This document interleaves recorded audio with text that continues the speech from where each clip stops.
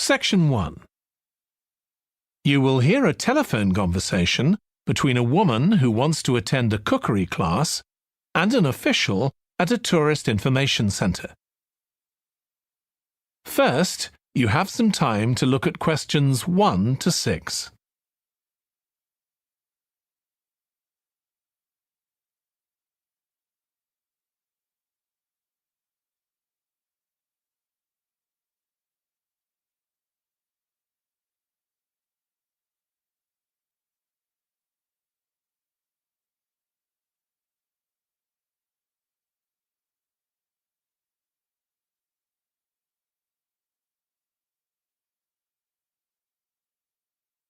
You will see that there is an example that has been done for you.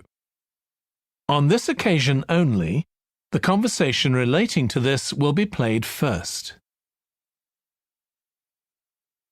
Hello, Tourist Information Centre. Mike speaking. How can I help you? Oh, hi. I wanted to find out about cookery classes. I believe there are some one-day classes for tourists. Well, they're open to everyone, but tourists are always welcome. OK, let me give you some details of what's available. There are several classes. One very popular one is at the food studio. The first cooking class is at the food studio, so studio has been written in the space. Now we shall begin. You should answer the questions as you listen because you will not hear the recording a second time.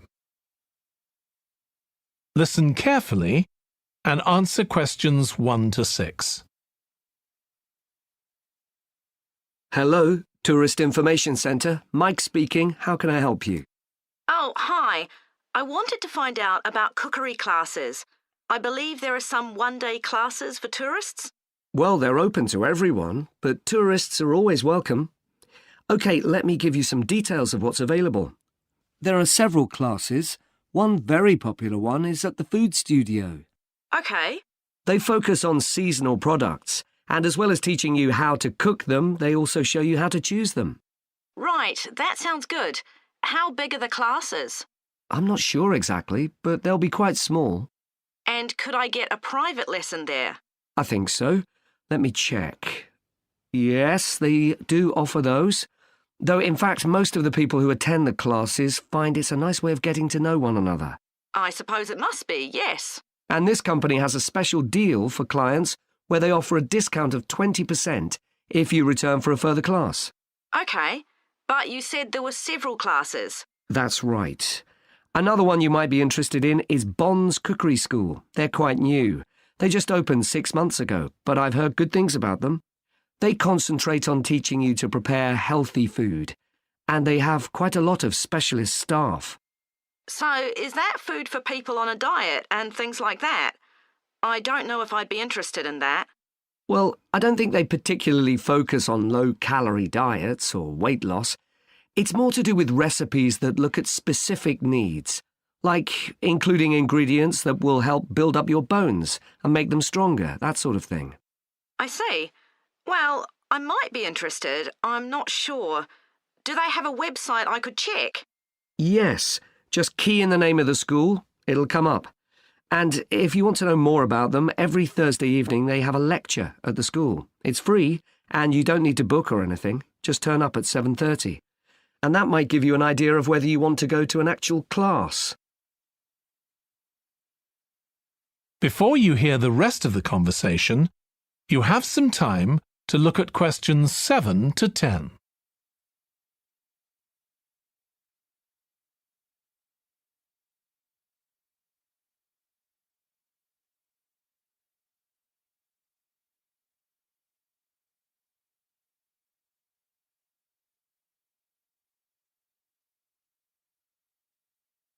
Now listen and answer questions 7 to 10.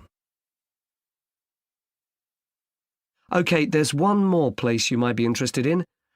That's got a rather strange name. It's called the Ielts Centre. That's spelled A-R-R-E-T-S-A. OK. They've got a very good reputation. They do a bit of meat and fish cookery, but they mostly specialise in vegetarian dishes. Right. That's certainly an area I'd like to learn more about. I've got lots of friends who don't eat meat.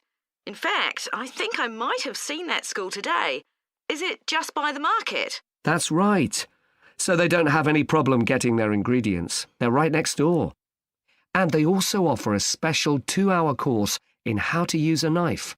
They cover all the different skills, buying them, sharpening, chopping techniques. It gets booked up quickly, though, so you'd need to check it was available.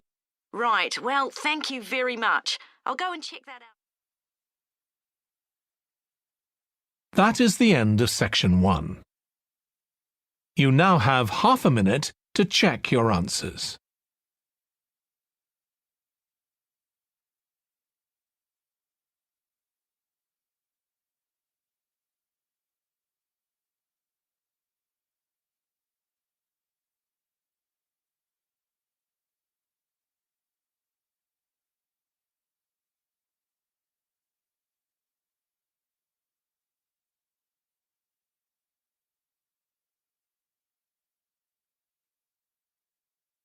Now turn to section 2.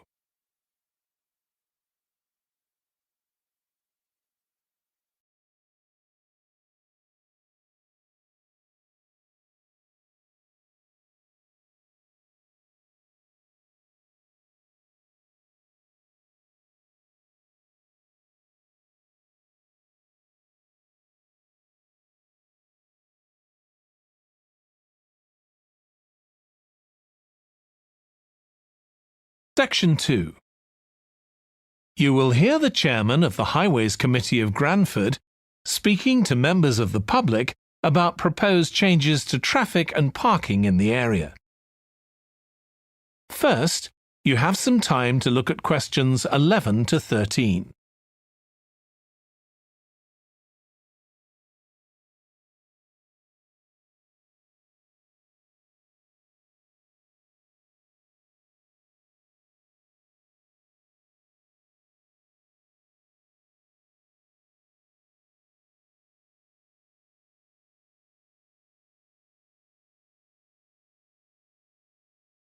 Now listen carefully and answer questions 11 to 13. Good evening, everyone. My name's Phil Sutton, and I'm chairman of the Highways Committee. We've called this meeting to inform members of the public about the new regulations for traffic and parking we're proposing for Granford.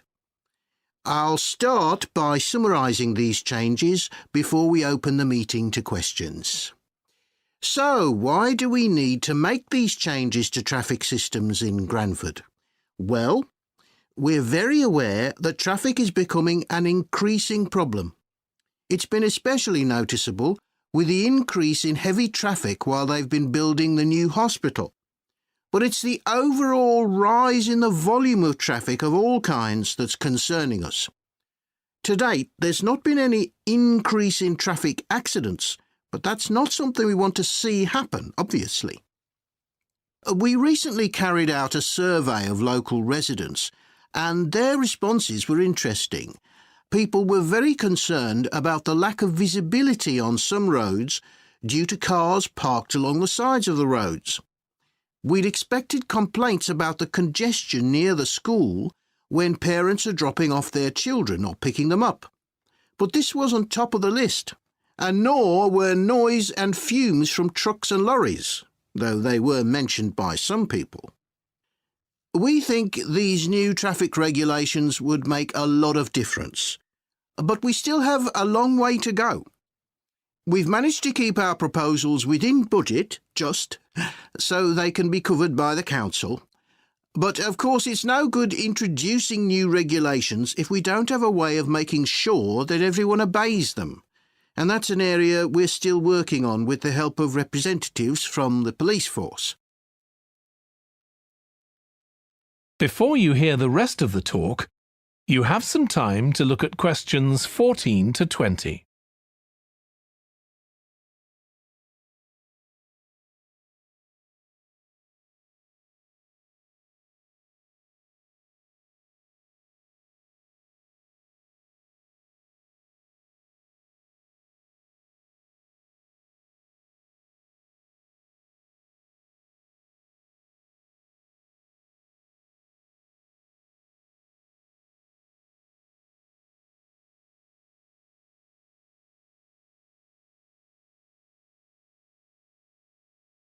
Now listen and answer questions 14 to 20.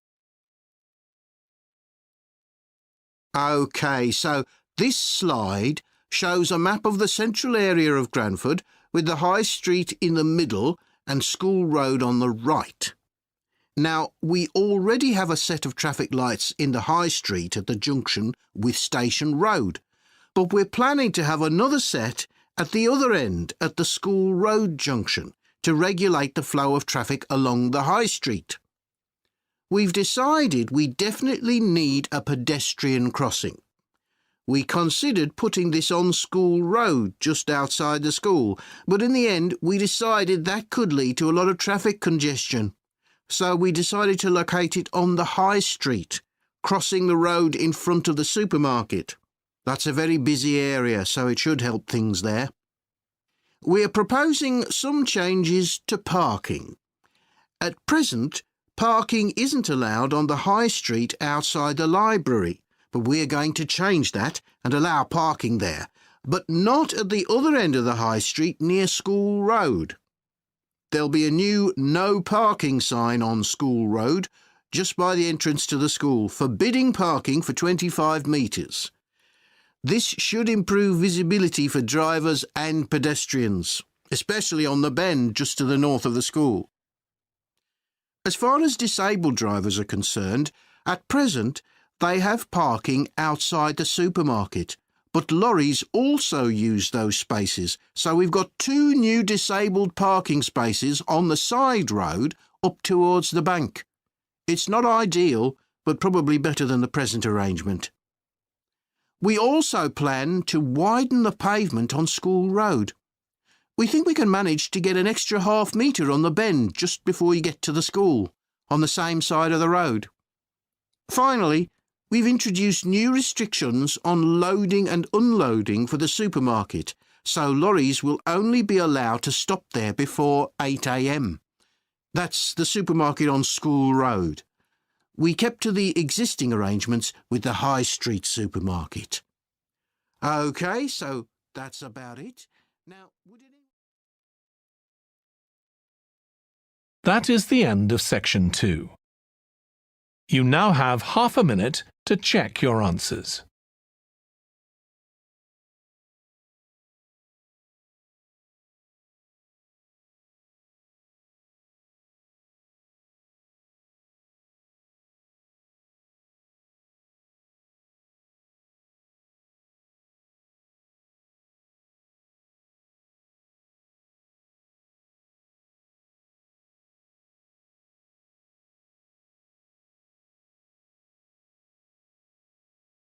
Now turn to section 3.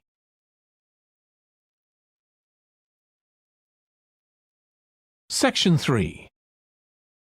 You will hear 2 biology students called Emma and Jack discussing an experiment they are going to do together. First, you have some time to look at questions 21 to 25.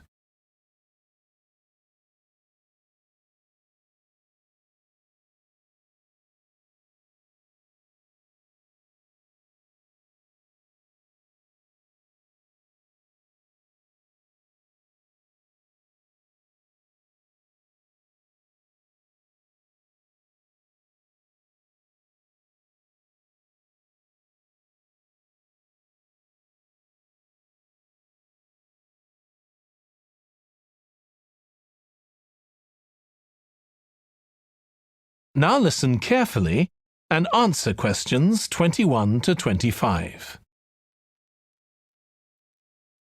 We've got to choose a topic for our experiment, haven't we, Jack? Were you thinking of something to do with seeds? That's right. I thought we could look at seed germination, how a seed begins to grow. OK. Any particular reason? I know you're hoping to work in plant science eventually. Yeah, but practically everything we do is going to feed into that. No, there's an optional module on seed structure and function in the 3rd year that I might do. So I thought it might be useful for that. If I choose that option, I don't have to do a dissertation module. Good idea. Well, I thought for this experiment we could look at the relationship between seed size and the way the seeds are planted. So we could plant different sized seeds in different ways and see which grow best. OK, we'd need to allow time for the seeds to come up. That should be fine if we start now. A lot of the other possible experiments need quite a bit longer. So that'd make it a good one to choose. And I don't suppose it'd need much equipment. We're not doing chemical analysis or anything. Though that's not really an issue. We've got plenty of equipment in the laboratory. Yeah, we need to have a word with the tutor if we're going to go ahead with it, though. I'm sure our aim's okay. It's not very ambitious, but the assignment's only 10% of our final mark, isn't it? But we need to be sure we're the only ones doing it. Yeah, it's only 5% actually, but it'd be a bit boring if everyone was doing it. Did you read that book on seed germination on our reading list? The one by Graves? I looked through it for my last experiment, though it wasn't all that relevant there. It would be for this experiment, though. I found it quite hard to follow. Lots about the theory, which I hadn't expected. Yes, I'd been hoping for something more practical. It does include references to the recent findings on genetically modified seeds, though. Yes, that was interesting. I read an article about seed germination by Lee Hall. About seeds that lie in the ground for ages and only germinate after a fire. That's the one. I knew a bit about it already, but not about this research. His analysis of figures comparing the times of the fires and the proportion of seeds that germinated was done in a lot of detail. Very impressive. Was that the article with the illustrations of early stages of plant development? They were very clear. I think those diagrams were in another article. Before you hear the rest of the discussion, you have some time to look at questions 26 to 30.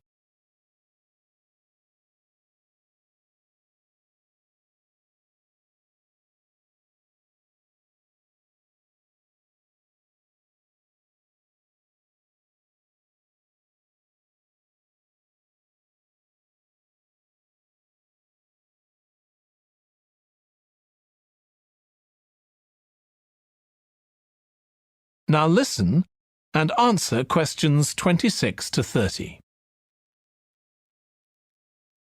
Anyway, shall we have a look at the procedure for our experiment? We'll need to get going with it quite soon. Right. So the first thing we have to do is find our seeds. I think vegetable seeds would be best, and obviously they mustn't all be the same size. So how many sorts do we need? About 4 different ones? I think that would be enough. There'll be quite a large number of seeds for each one. Then for each seed, we need to find out how much it weighs and also measure its dimensions. And we need to keep a careful record of all that. That'll be quite time-consuming. And we also need to decide how deep we're going to plant the seeds, right on the surface a few millimetres down or several centimetres. OK, so then we get planting. Do you think we can plant several seeds together in the same plant pot? No, I think we need a different one for each seed. Right. And we'll need to label them. We can use different coloured labels. Then we wait for the seeds to germinate. I reckon that'll be about 3 weeks, depending on what the weather's like. Then we see if our plants have come up and write down how tall they've grown. Then all we have to do is look at our numbers and see if there's any relation between them. That's right. So then we get... That is the end of section 3. You now have half a minute to check your answers.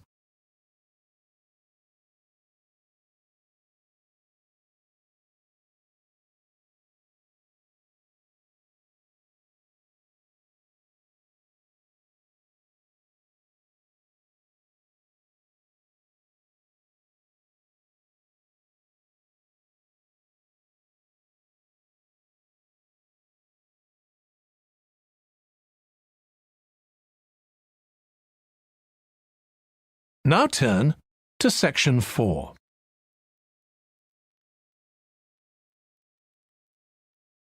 Section 4. You will hear part of a lecture on an environmental studies course about recent research on how animals are adapting to urban environments. First, you have some time to look at questions 31 to 40.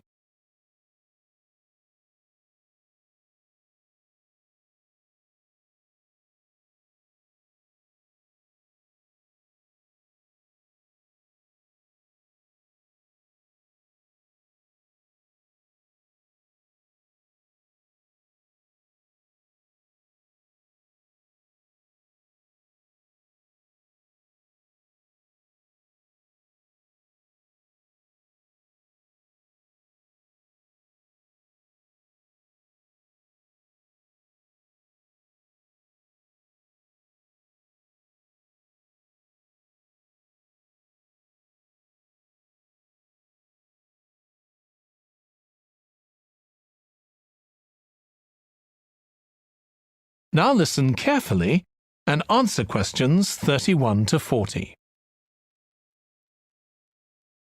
Hi.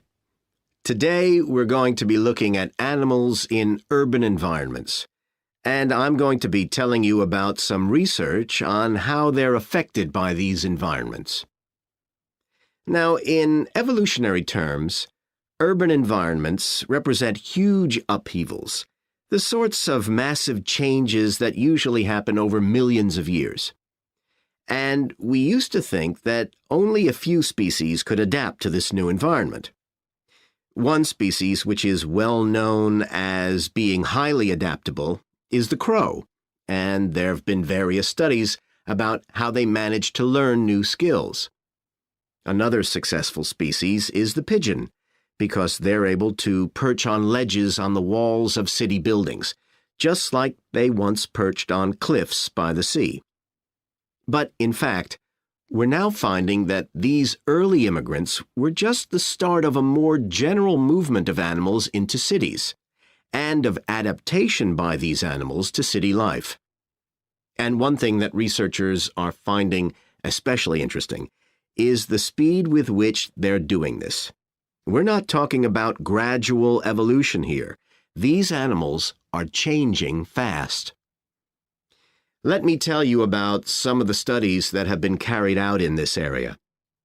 So, in the University of Minnesota, a biologist called Emily Snellrud and her colleagues looked at specimens of urbanized small mammals such as mice and gophers that had been collected in Minnesota and that are now kept in museums there.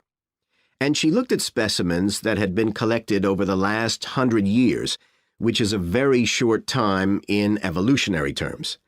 And she found that during that time, these small mammals had experienced a jump in brain size when compared to rural mammals. Now, we can't be sure this means they're more intelligent, but since the sizes of other parts of the body didn't change, it does suggest that something cognitive was going on. And Snellrud thinks that this change might reflect the cognitive demands of adjusting to city life, having to look in different places to find food, for example, and coping with a whole new set of dangers.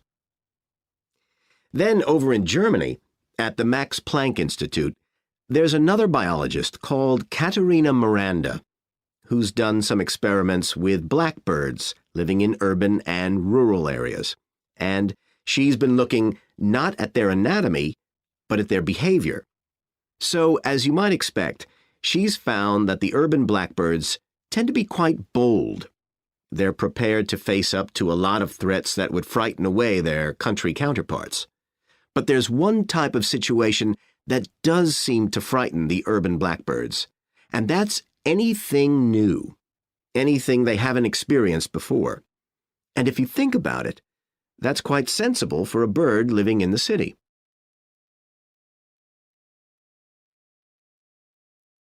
Jonathan Atwell, in Indiana University, is looking at how a range of animals respond to urban environments. He's found that when they're under stress, Their endocrine systems react by reducing the amount of hormones such as corticosterone into their blood. It's a sensible-seeming adaptation. A rat that gets scared every time a subway train rolls past won't be very successful. There's just one more study I'd like to mention, which is by Sarah Parton and her team. And they've been looking at how squirrels communicate in an urban environment, and they've found that a routine part of their communication is carried out by waving their tails. You do also see this in the country, but it's much more prevalent in cities, possibly because it's effective in a noisy environment. So, what are the long-term implications of this? One possibility is that we may see completely new species developing in cities. But on the other hand, it's possible that not all of these adaptations will be permanent. Once the animals got accustomed to its new environment, it may no longer need the features it's developed. So now we've had a look at adaptation. That is the end of section 4. You now have half a minute to check your answers.